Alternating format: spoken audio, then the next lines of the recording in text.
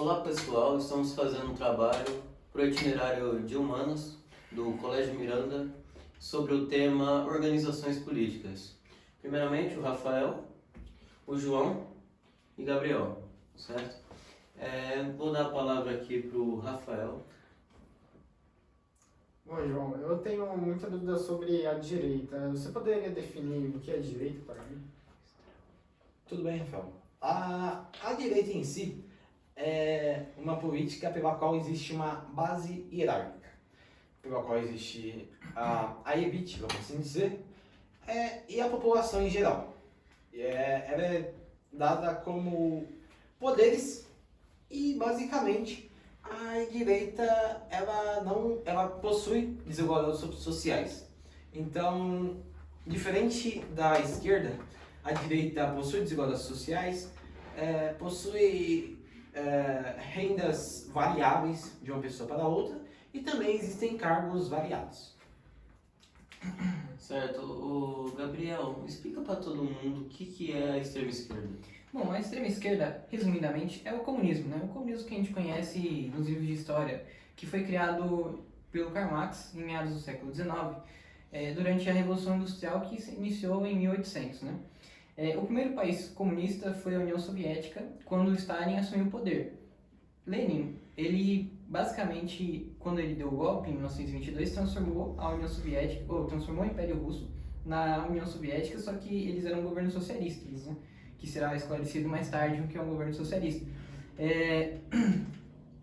Basicamente, Stalin colocou o governo autoritário, que esse é o papel da extrema esquerda, é um governo autoritário, controle da economia, igualdade excessiva, igualdade é a prioridade do país, basicamente, essa é a prioridade do país, que é manter a igualdade, reforma agrária, reformas na economia para tentar...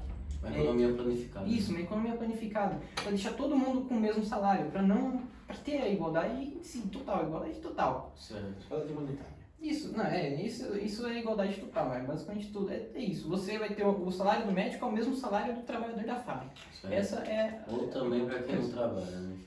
Também para quem não trabalha. Que Não importava o emprego. De Isso. qualquer jeito existiria uma igualdade. Exatamente. E eles eram ateus, né? O líder religioso basicamente é o líder da nação, que era o Stalin, que governou muito tempo, né? Que morreu dormindo.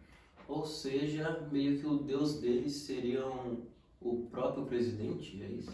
Basicamente é isso. Isso é mais reforçado na Coreia do Norte atualmente, que Kim Jong-un é o líder religioso, o líder político, é o líder de tudo para eles, basicamente. Porque até, tanto na União Soviética quanto na Coreia do Norte, só que a Coreia do Norte é um pouco mais reforçado, as pessoas tinham que ter fotos do líder nas suas casas, né? Isso é uma qualidade clássica para basicamente manipular a população a passar a acreditar Que que era praticamente obrigatório, né? Peraí, era obrigatório, né? Eles manipulavam a população a acreditar que o líder deles era um deus. Não é à toa que até agora a Coreia do Norte se fortalece por conta disso, né? Exatamente. Agora, Bom, vejo que às vezes no seu Twitter você posta bastante coisa sobre a política e vejo que é um perfil político em si.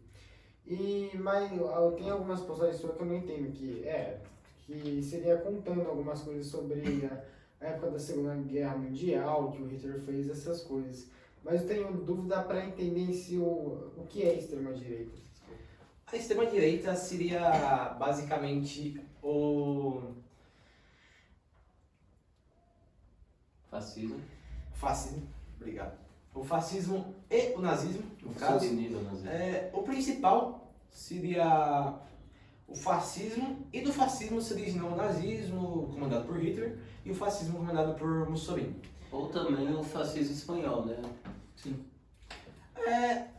Ambos foram governos, ideologias no caso, extremamente autoritárias e violentas, e até hoje, após a Segunda Guerra Mundial, o nazismo teve um declínio muito grande e até hoje foi erradicado, entre aspas, do mundo inteiro. Então, hoje não existe nenhum país que se declara totalmente nazista ou fascista. O mais comum é se declarar mais socialista. Só uma curiosidade, também na extrema-direita a gente pode colocar o governo de Getúlio Vargas. Ele não era um governo fascista nem nazista, ele era basicamente um subnível criado por ele mesmo, né? O Estado Novo, o governo de Estado Novo, que ele abrangia algumas relações com os nazistas na época da Segunda Guerra Mundial, inclusive ele mandava comunistas, né, para os campos de concentração alemães. Basicamente ele lembra um pouco a extrema-direita, que também ele utilizava também fotos para meio que passar, para reforçar a imagem dele, né? Também era obrigatório colocar uma imagem do líder nas casas das pessoas. Inclusive o jingle dele, de 1954, a música basicamente fala: coloca o retrato do velho outra vez, bota no mesmo lugar. Porque assim, em 1954 ele se reelegeu, ele queria se eleger para presidente, porque o seu governo acabou em 1945 com um golpe militar insatisfeito, né? Os militares estavam insatisfeitos com o governo de Getúlio. E ele conseguiu se eleger, né? Incrível. A população... Como ninguém sabe, né? Não, a população é o querismo, se não estou enganado, que é o movimento que queria o Getúlio Vargas de volta. Então ele resolveu voltar. Ele fez várias propagandas 54. massivas para que ele conseguisse se reeleger bem futuramente. Exatamente. E ele também auxiliou os trabalhadores, né? Ele colocou o CTB, Código das Leis dos Trabalhadores Brasileiros, CLT. né? Isso, CLT, desculpa. Consolidação Consolidação das das Leis de Trabalho. Isso, fez Trabalhista. isso. Ele ajudou muito a camada social mais baixa para ter os votos deles, para ele conseguir se eleger em 1954. É impressionante. Até porque 52, desculpa. a maioria da população é de classe social baixa barra média.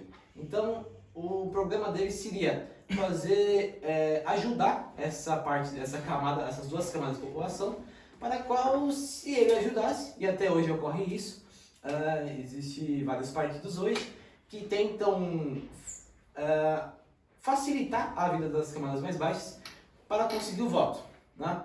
É uma prática pela qual se deu uma jogada de marketing, vamos assim dizer, resumidamente uma jogada de presidente. Basicamente quase todos fazem isso e basicamente eles usam a maioria da população, fazem o famoso o que queremos no Brasil, no nosso caso do Brasil, e ajuda essa população e essa população futuramente vai votar nesse presidente. Exatamente. Ou seja, um presidente populista, né? Exatamente. Tá, agora, Gabriel, me defina o que é a esquerda. Me defina? Me defina. Ah, beleza. Bom, basicamente, a esquerda, ela segue os ideais comunistas, né? Ela pode até se dizer que segue os ideais socialistas, basicamente socialismo. Ele é a mesma coisa do comunismo, só que não tem um estado totalitário. É meio que o povo é a democracia. Basicamente é isso. Mas a esquerda é assim. A esquerda segue o liberalismo econômico e o liberalismo religioso, né? Eles não são ateus e você pode ser o que você quiser. Isso é reforçado na campanha de partidos de esquerda aqui no Brasil e até, por exemplo, utilizando um exemplo, a França, né? A França é um país de esquerda. Ela funciona relativamente bem na economia, né? Religião, todos têm o direito de escolha da religião. E, basicamente, hoje só está tendo um pouco de estabilidade econômica na França por causa da guerra da Ucrânia e por causa que está tendo eleição esse ano. Basicamente, essas são as únicas estabilidades dela. E a esquerda, ela tem um pouco de controle nas relações populares, né? Ela foca mais no trabalhador, ela não quer uma elite, ela foca mais também na igualdade, ela foca na igualdade das pessoas, igualdade econômica, por isso que é de esquerda, por isso que segue os ideais de esquerda. Por exemplo, o Lula, ele reforçava a ideia de reforma agrária, sempre reforçou a ideia de reforma agrária, que é algo de esquerda. Só que ele se esqueceu, porque muitas pessoas não sabem, mas nos Estados Unidos já teve reforma agrária, né? A maioria dos governos dos Estados Unidos eram de esquerda. Já teve uma reforma agrária. Só que quando houve reforma agrária nos Estados Unidos, tinha poucas pessoas, né? O território era grande, mas tinham poucas pessoas que abrangiam a área. Enquanto a reforma agrária é atual aqui no Brasil, eu acho inviável porque é muito pequeno para muita gente. Isso eu acho que é um fato, né? Não tem como discordar. Basicamente é isso, né? A esquerda, ela pensa na igualdade econômica, mas ela pensa nas multinacionais, na liberdade industrial do país. Ela pensa basicamente nisso. É isso. Certo, agora. Tá. E somente um adendo também que eu esqueci de citar na minha fala sobre a direita em si. Hoje o Brasil segue uma ideologia de direita, né? Comandado pelo Jair Messias Bolsonaro, atual presidente do Brasil, pela qual ele tenta fazer mais ou menos o que o Getúlio Vargas estava fazendo também, agradar a população mais baixa. Isso todos os presidentes fazem, Lula, Bolsonaro, Dilma tentou fazer isso, até recebeu impeachment e tudo mais. Entre outros. Fracassou, Entre né? outros. Fracassou. Entre outros. Fracassou o tipo de governo? Não, eu tô falando da Dilma. Não, então, fracassou. Fracassou por conta do impeachment. Isso. Ela basicamente tentou fazer isso, mas já era tarde demais. A população estava totalmente insatisfeita e ela levou um impeachment para casa e O segundo impeachment do Brasil. muito provavelmente nunca mais voltará. Por mais que o impeachment dela não seja vitalício, vamos assim dizer, mas seria muito difícil a população voltar a acreditar na pessoa, né? Agora, na questão do Bolsonaro, ele está num mandato muito instável por conta da Covid-19, que atingiu todos os países do mundo, mas ele tenta garantir uma boa economia no país e tenta também garantir direitos para a população, né? Direitos de direita, vamos assim dizer, Direitos civis. pela qual a população tenta se adequar e ele também, infelizmente, teve que ter um corte de gastos muito grande por conta da Covid e tudo mais, aumento de taxas, Os juros, né, aumentos de matéria-primas em si, pela qual o Brasil dependia, né? O Brasil é um país autossuficiente, pela qual ele consegue fabricar tudo o que for necessário. Bom, a maioria das coisas, né? As coisas essenciais ele consegue.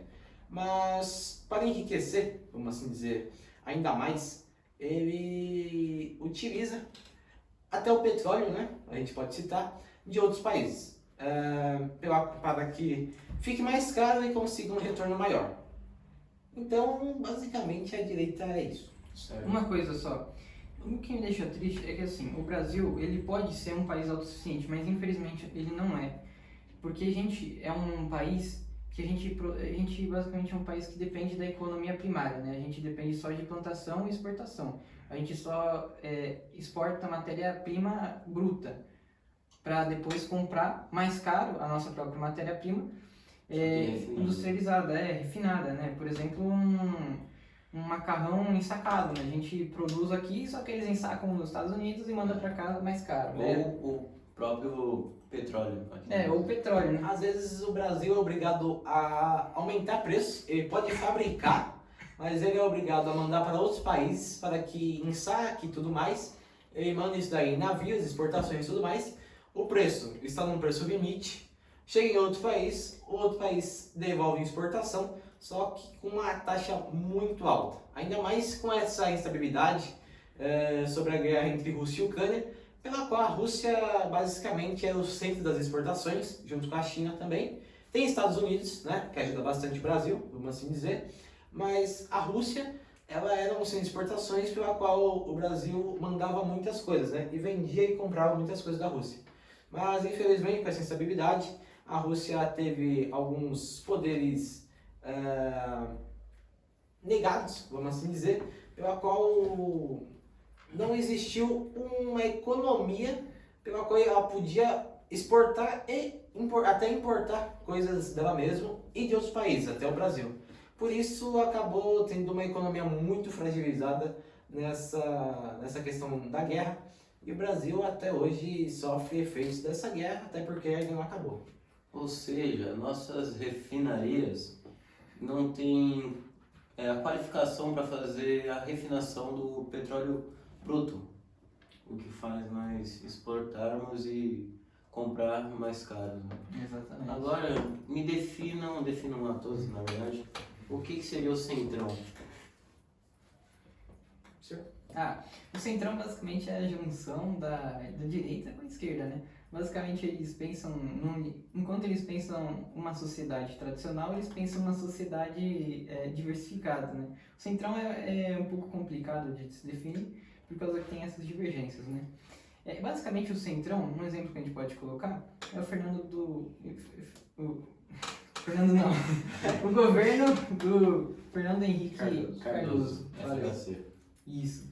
Quando ele pensava muito na industrialização do Brasil pelas empresas através do liberalismo, né? Que você vê que ele tentou tirar o Brasil das crises econômicas que a gente está passando. Isso, Plano Real. Não, isso aí foi no governo do Itamar Franco, quando ele era ministro da Fazenda. Mas ele é Cardoso presidente. também teve uma... Mas ele não era presidente. Não, eu sei que não era, ele era ministro, eu sei. Ele era ministro da Eu tô Fazenda. falando que Mas ele que fez a ideia do Plano Real. Ele que... Ele que fez a ideia do Plano Real. Ele também pensava no liberalismo da população. Ô, Rafael, e aí? Até esqueci de saber aqui. Gente, desculpa pela instabilidade das risadas e tudo mais, nosso primeiro podcast, a gente acaba sendo um pouco nervoso, né? Eu sou entrevistado, mas os entrevistadores também não estão com essa facilidade de conseguir manter uma seriedade nesse podcast. Continuando. Então, basicamente, a gente pensa na liberdade da população, né? Liberdade, eu digo, direitos civis, basicamente, é isso, né? Ele pensou bastante nisso, inclusive teve a Constituição Civil de 1988, tá tentando esconder o quê, Rafael?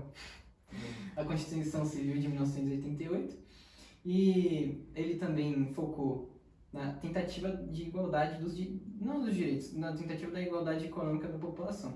Esse basicamente é o centrão. Existe um centrão mais focado para a parte da direita, vamos assim dizer, e mais focado para a parte da esquerda. Os famosos centro-direita e centro-esquerda. Exatamente. Então, na mesma hora que é centrão, é um centrão direita ou um centrão esquerda. Um centrão pela qual uma pessoa pode estar focada mais na direita conservadora e tudo mais, ou a pessoa que está no centrão, mais focada mais numa esquerda conservadora e por aí vai. Certo? Rafael, E só um adendo, pode falar. que fazer a qualificação das refinarias no Brasil pode ocorrer, né, possivelmente, uma corrupção e ocorre uma instabilidade no Brasil. Por gastar bilhões e bilhões com essas refinarias. O grande problema do Brasil é a corrupção e lavagem de dinheiro.